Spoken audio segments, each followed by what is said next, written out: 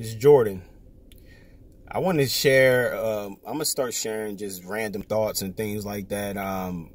Help me prepare myself for the content that I need to be providing when I finally launch my podcast, which is taking me some time, only because I have all the equipment and I have everything that I need. It's taking me some time because I'm still trying to figure out if I'm going to be in the Atlanta area or not.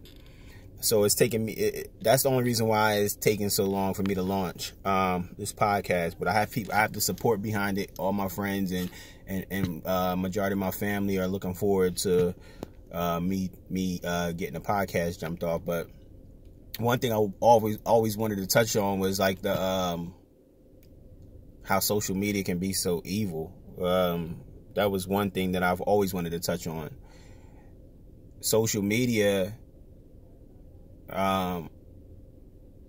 is, I guess, it's big in everybody's lives at this point. It's such a huge part of a lot of people's lives, and it's just it gets so out of hand, man. It's crazy because like people that you know and love and you grew up with can portray a whole different life on social media, even though you know them personally. And it's like they don't even care that people know them personally.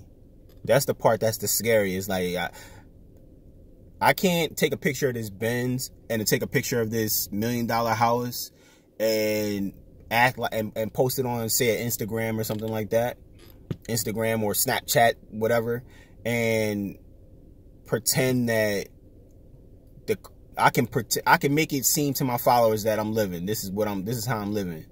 But if your mom and your sisters and brothers is following you, they know what type of life you're living. They know what you do for a living. They know you don't even have these things.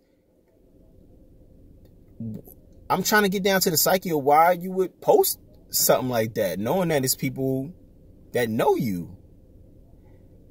And it's crazy because social media kind of forces you to, well, that's all about who you follow.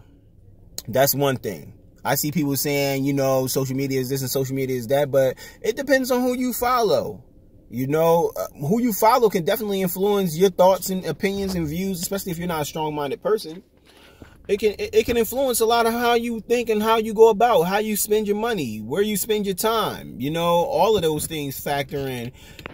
Even if you're not that type of person, even think about that stuff. It depends on who you follow. If you follow a bunch of people that's like that, you can easily be influenced by that.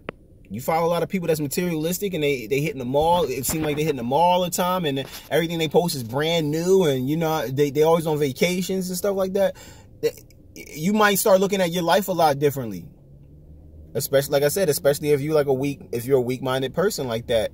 I'm not even gonna say weak-minded, I'm just gonna say if you're easily influenced.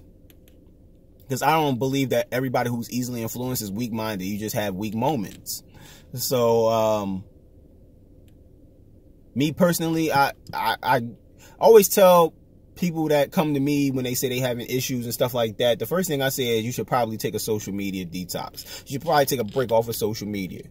A lot of my friends, people I consider friends and stuff like that, and even some associates that hit me up randomly, and we get to talking, and then they start pouring their heart out. The first thing I tell them is like, yo, you might want to, even if we're not even talking about stuff that's happening on social media, even if we're not talking about Facebook, we're not talking about Instagram and Twitter and stuff like that, I just automatically throw it out there.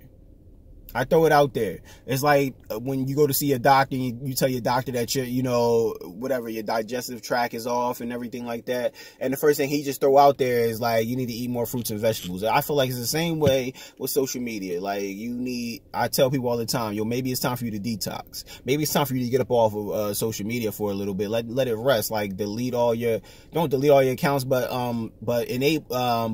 disable all your accounts or whatever and delete the apps off your phone, so you're not even tempted to go on there, and you'll see improvement in your life probably in the first few days, the first week or so. You'll feel a lot better, because it's something about what goes on in social media and what, even if you're not following people, the people that you follow that follow people and they retweeting and reposting things that they see on social media can affect you.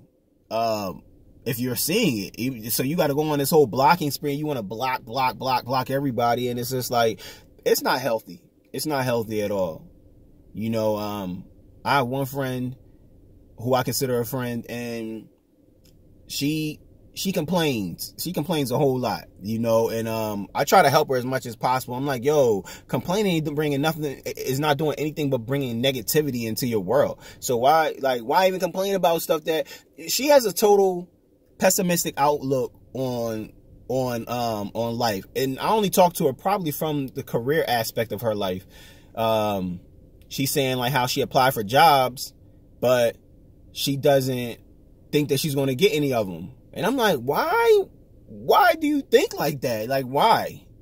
And she's like, well, it's millions of people that apply for these jobs, and why would I think that somebody will pick me out of the millions of people? Why would I think a recruiter would automatically look at my work history and you know, and pick me out of the group? And I'm like, when I was applying to jobs, I've never thought about that. I've never thought, oh, it's millions of people. Like, you're going into it with a cloud over top of whatever it is that you're doing. So how do you expect sunlight? How do you expect the positivity to seep through? Like, how do you expect that if you're going into it from a negative aspect? Like, how? I never got that. And me and her battle back and forth all the time. And I'm like, she's like, yeah, well, you know, most of the jobs I apply for, I have zero experience when it comes to what they're looking for. And I'm like, yo, most of the jobs I applied for in the past, I had zero experience. I don't think it's about, you know, what you actually, it's not always about what you know. It's about, you know, it's about who you're networked with, who you're linked with, and the network, from a network point of view, like who you are, and your attitude toward it. You know, the hard part is getting the interview. Once you get the interview, you should be able to kill that because you already know it's at stake. But if you go into it with a pessimistic view, you're not going to get any of those jobs. I'm sorry, because then even if they do call you back for an interview, now you're going to be surprised, but you're not prepared because and the reason why you're not prepared is because you already thought that you weren't going to get the job in the first place. So you don't do any additional research. You don't do anything that will warrant that, you know, that will warrant you getting the job. And it's just one of those, I'm not a pessimistic person like that. And it's hard for me to switch the, or flip the switch on that for people that are. It's super hard, actually. And I still consider her a friend, but it's like, now I know my boundaries. It's because, like, she's going to have to learn on her own. I didn't try to talk to her millions of different times, thousands of different times on what I felt like she should do, but it makes me exhausted just listening to it, you know? And she's a friend of mine. Like I said, actually, she was a supervisor of mine at one point, and we became friends during the time that I was working where she was working at. It's just one of those things. Like I said, I don't know. I'm thinking to myself that the pessimistic part, and then, you know, another thing is that, like, she's on social media heavy. She's on Instagram. I don't know if she's on Snapchat. I don't know if she's on Twitter either. She might be, I don't know. But she's on social media, and, you know, you see people. The thing about social media is that, like, especially a lot of accounts are just facades. Like, a lot of people, they're just doing a facade. You know what I mean? They just making it seem like their life is grand, making it seem like, and there's so many impressionable people on there that they just believe whatever it is that they post, believe whatever it is, you know. And the crazy part is, I was talking to my boy, another friend of mine, my boy Charles. I was talking to him, and we were just basically talking about what I'm talking to you guys about right now, or on this YouTube post, about how impressionable people are when it comes to, you know, social media.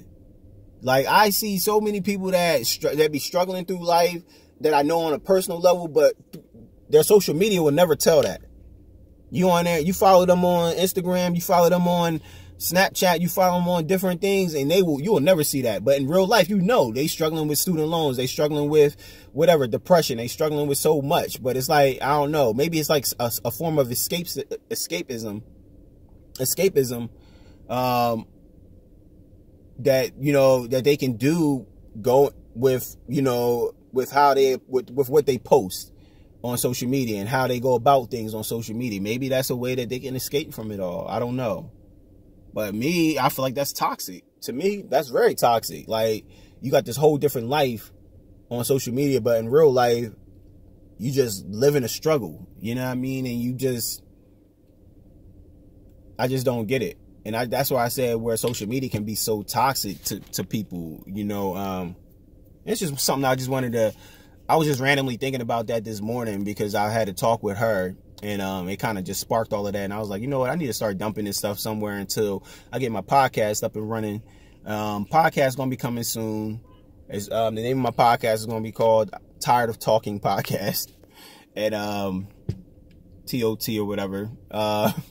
And I'm hoping that everybody subscribes and listens, and maybe we can, it's going to be a bunch of randomness going on. We're going to talk about a bunch of stuff, you know. We're going to talk about relationships and sex and money management, all different types of stuff. Whatever we decide to talk about, it's just going to be whatever it is. Whatever the show turns into, that's what we're going to focus on, you know. And it probably won't happen until I figure it out if I'm going to be in Atlanta or not. But I'm definitely looking forward to it. And I'm hoping I can be of help to some people, or make people laugh or cry or whatever it is they need to do. I'm hoping that I can, you know, I can definitely, be a part of that in some way. Maybe get some thoughts, rolling, maybe get the wheels turning. But in the meantime, thank y'all. You know, all my subscribers and all the views. I think I'm up to like 11,000 views or something like that, for my page. And I'm gonna continue to bring content. Like I said, that was one of my things at the beginning of the year. I said, you know, I need to start YouTubing more. I need to start with the podcast. I need to start putting all of that stuff in motion, you know. So y'all get at me in the comment section. Let me know what y'all think about this little video. This is just some car thoughts. I'm always in the car. It seems like every time I talk to y'all, I'm in the car. So, yeah, just let me know what y'all think. All right? God bless.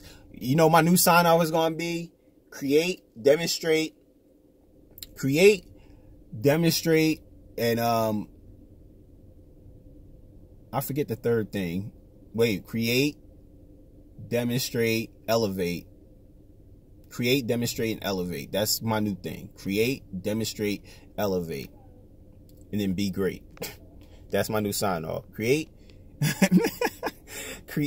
demonstrate, elevate. Peace.